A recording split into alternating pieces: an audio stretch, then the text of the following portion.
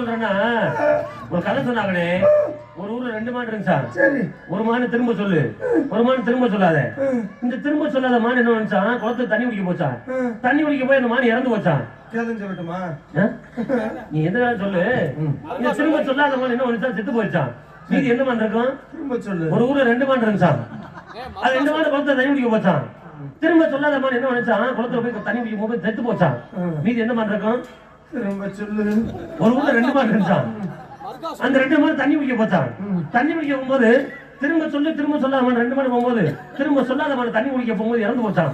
மீதி எந்த மான் இருக்கும்? திரும்ப சொல்லு. ஒரு ஊர்ல 2 மான் இருந்துச்சான். அந்த 2 மான் ஒரு மான் பேர் திரும்ப சொல்லு, ஒரு மான் பேர் திரும்ப சொல்லாத.